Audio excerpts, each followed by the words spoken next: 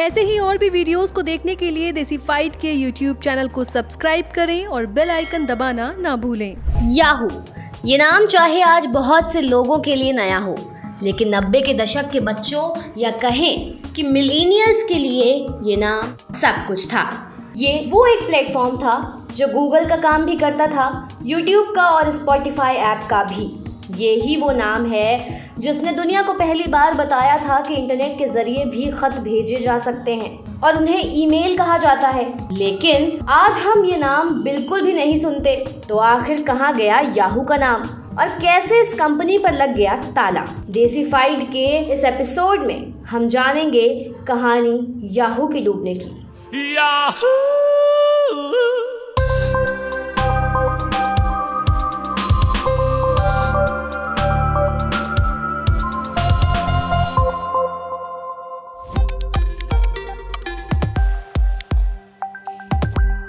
1994 में Stanford university के graduates Jerry यांग और डेविड फिलो द्वारा शुरू किया गया याहू इंटरनेट का पहला वेब पोर्टल था।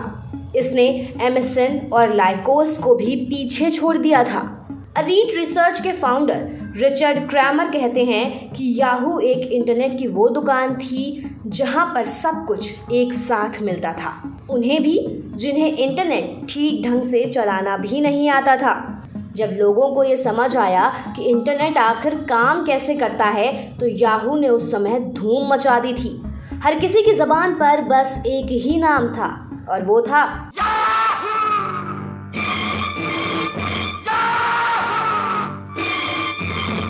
एक मीडिया कंपनी की हैसियत से भी याहू लोगों में छाया रहा। 1995 से लेकर 2001 के बीच इसने बहुत सी चीज़ें खरीदी और उन सभी को एक वेबसाइट पर डाल दिया। कंपनी ने याहू ब्रॉडकास्ट को $6 बिलियन की कीमत में खरीदा था। जिस तरह आज गाना और स्पॉटिफाई हैं, उसी तरह पहले याहू म्यूज़िक हुआ करता था, जहां पर लोग बहुत कम दामों में अपने मनपसंद गानों को सुन सकते थे। दुनिया को पहली बार ईमेल से रूबरू कराने वाली कंपनी भी याहू थी। ये पहली ऑनलाइन वेबसाइट थी जिसने अपने ग्राहकों को याहू मेल की सुविधा दी थी। याहू का अपने कॉम्पिटिटर्स से एक कदम आगे रहना और लोगों की ज़बान पर टिके रहने का एक कारण कंपनी की शानदार एडवर्टाइजिंग भी थी, और इसी का रिजल्ट था कि याहू गूगल, नेटफ्लिक्स और यूट्यूब की तरह एक पूरी कंपनी के रूप में लोगों तक पहुंच पाई। अटपटे से नाम वाला ये सर्च इंजन एक समय पर ऑनलाइन की दुनिया का बेताज बादशाह हुआ करता था।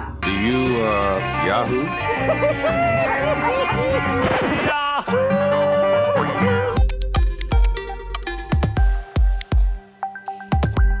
1998 में सेगे ब्रिन और लैरी पेज ने याहू से बातचीत की और बताया कि हमें एक साथ मिलकर एक नए और बेहतरीन सर्च इंजन पर काम करना चाहिए। स्टैनफोर्ड कॉलेज के ये ग्रेजुएट्स एक नई टेक्नोलॉजी पे काम कर रहे थे और अपनी इस टेक्नोलॉजी को वो याहू को बेचना चाहते थे। ये लोग अब तक की सबसे बड़ी वेबसाइट याहू के साथ काम करना चाहते थे और इन्होंने अपनी टेक्नोलॉजी की कीमत याहू से उस समय महज $1 मिलियन मांगी थी। लेकिन उस समय याहू के फाउंडर डेविड फिलो ने इस डील के लिए इनकार कर दिया और कहा कि वो खुद अपने आप इस टेक्नोलॉजी पर काम करें। और साथ ही डेविड फिलो ने इन लोगों को उस समय के नए उभरते इन्वेस्टर माइकल मोरिट्ज से भी मिलवा दिया। जिस गूगल का इस्तेमाल आज हम हर छोटी चीज़ के लिए करते हैं, वो स्टैनफोर्ड के इन ग्रेजुएट्स की उसी टेक्नोलॉजी का कमाल है जिसे याहू ने खरीदने से मना कर दिया था। हालांकि डेविड फिलो ही इस $1 बिलियन की कंपनी के बनने के पीछे की वजह थे, जिसे बेहद आसानी से मार्केट से हटाया जा सकता था, जो कि बाद में चलकर याहू की सबसे बड़ी कॉम्पिटिटर बनकर बैठ गई। गूगल जैसी कंपनी के लिए $1 मिलियन की डील इस पूरे ब्रह्मांड की सबसे बेहतरीन डील होती, लेकिन याहू उस समय ज़्यादा दूर की नहीं सोच पाया। हालांकि याहू ने गूगल को बाद में $3 बिलियन में भी खरीदना चाहा, लेकिन उस समय पेज और ब्रिन ने $5 बिलियन की मांग की और याहू ने अपने पैर पीछे खींच लिए। 2 बार गूगल जैसी कंपनी को ना खरीदना भी याहू के लिए कोई बड़ा घाटा नहीं था। जुलाई 2006 में याहू ने फेसबुक को भी खरीदने के लिए डील पक्की की थी। Yahoo offered to buy the company for a lot of money. जो ऐप आज लगभग दुनिया के हर दूसरे आदमी के स्मार्टफोन में है उस समय फेसबुक महज कॉलेज के लिए बनी एक सोशल वेबसाइट थी जिस पर तकरीबन 7 मिलियन लोग थे। याहू का फेसबुक के लिए पहला ऑफर $1.1 बिलियन का था, जो पार्टनरशिप में लगभग तय ही हो चुका था। लेकिन ये डील भी खत्म हो गई जब टेरी सेमल ने फेसबुक के लिए $800 मिलियन की कीमत लगाई।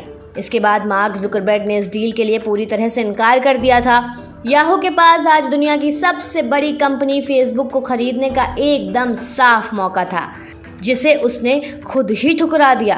हालांकि पीटर थेल का मानना है कि जुकरबर्ग कभी अपनी कंपनी को बेचने के बारे में सोच ही नहीं रहे थे।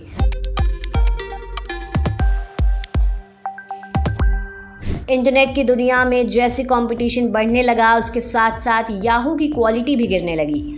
गूगल, बिंग और कई सारे सर्च इंजन मार्केट में आ चुके थे। पीक टाइम में याहू के सर्वर क्रैश होने लगे। 2001 में याहू के लिए दिक्कतें बढ़ने लगीं जब लोगों का काम लगातार धीरे होने लगा। याहू से भेजे गए ईमेल लोगों को टाइम पर नहीं मिल पाते थे और फिर इसके बाद लोगों ने याहू छोड़ना भी शुरू कर दिया। याहू की सारी दिक्कतें गूगल जैसी कंपनी के लिए एक अपॉर्चुनिटी बन गई थी, क्योंकि लोगों को एक बेहतर सर्च इंजन चाहिए था जिसका इंटरफेस भी बेहतर हो और जो चलाने में भी आसान हो। याहू के बंद होने की एक सबसे बड़ी वजह कंपनी के घाटे थे। याहू ने कई सालों से पेड एड्स को ऑर्गेनिक सर्च के साथ डालना बंद कर दिया था और ये ही कंपनी की सबसे बड़ी गलती थी, जिसके कारण याहू लगातार डूबती गई। कंपनी को लग रहा था कि व्यूअर ट्रैफिक से मुनाफा कमाया जा सकता है, लेकिन हुआ उससे बिल्कुल उल्टा।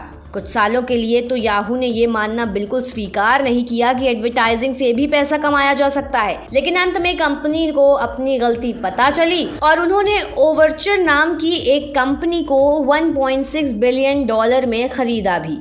ये कंपनी पेड सर्च एडवर्टाइजिंग किया करती थी, लेकिन तब तक तो बहुत देर हो चुकी थी, क्योंकि उस समय तक गूगल मार्केट में सबसे ऊपर पहुंच चुका था।